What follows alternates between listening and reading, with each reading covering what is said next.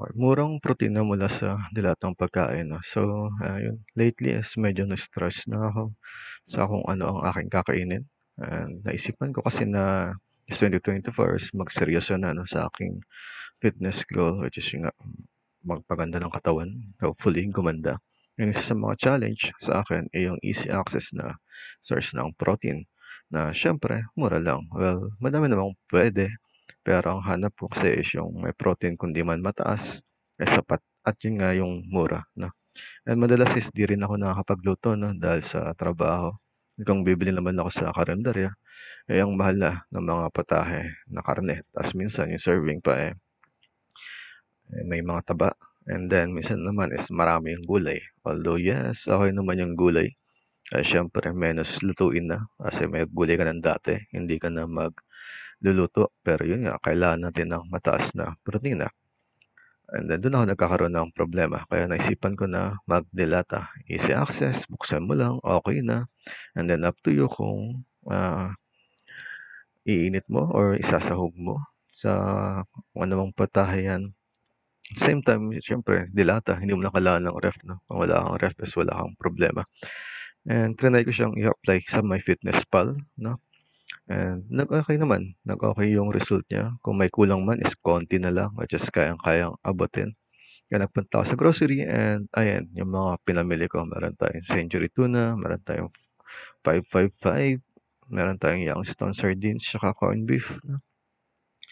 And then ayan na rin yung mga presyo na ano, na presyo ng bawat delata. If you notice 'no, ang mura lang niya compared sa karenderya na ₱70 per meal, per ulam.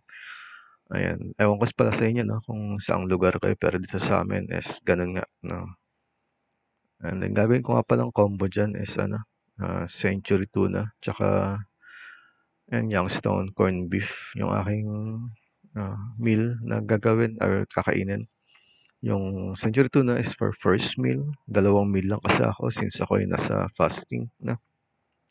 And then yung isa is Youngstown. Okay, so check naman natin yung ating MyFitnessPal para sa ating ayan, if you notice meron akong 1,720 na calorie intake and then meron tayong ang target natin is ano, ilang grams ng protein, 86 grams of protein which is yan, minsan ang hirap kang abutin.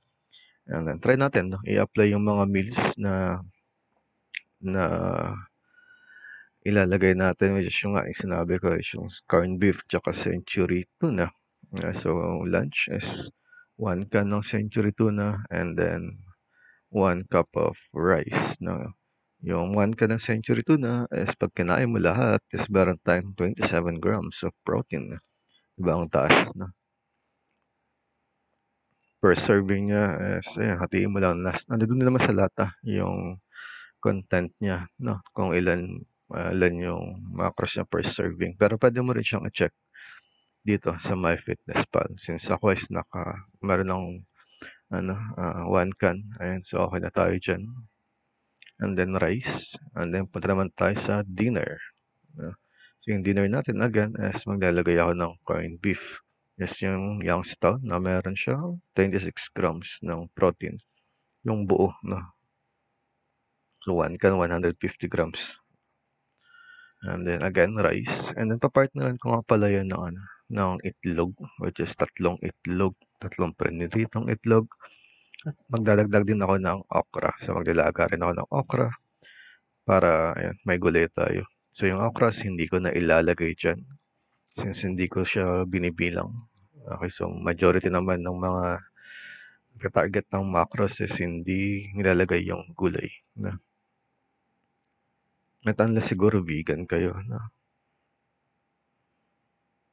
Ayan, check natin. If you notice 'no, ang laki nung nakuha natin, 11 grams lang yung kulang sa ating intake na kailangan 'no. Now, let's say for example, nag-decide ako na magmeryenda, magdagdag ng snacks and meron akong sardinas 'no, Youngstown sardines. Let's say meron tayong 1 serving nun, which is yung 75 grams nga, isang serving. Pero puwede ko rin namang ubusin kasi mostly is inuubos ko naman yung laman nung lata. Pero yung mantika nung Century 'no, hindi ko kino-consume. Not unless siguro 'pag bulking kayo 'no, sabaw niyo sa kanin 'yan, solid na 'yan. Okey.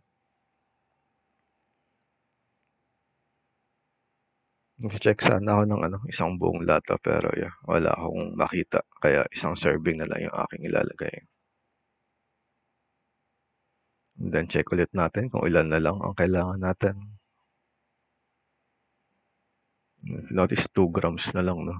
Baka magdagdag na lang ako ng isang hiwa ng Youngstown sa serving na 'yan as abot ko na yung aking protein na kailangan. Ayan, so ayun lamang 'no sa video na ito. And ayun, so download 'yan 'no, MyFitnessPal, malaking bagay 'yan. Laking makatulong para sa pag-monitor ng inyong mga kinakain. Libre lang naman 'yan, 'wag lang kayong mag-subscribe. Pero siyempre limited yung magagamit niyo, pero ayan, ma-access niyo kung ano man yung naa-access ko diyan. So I hope this video helps, and so I hope you like and share and subscribe and watch out sa next video. Thank you.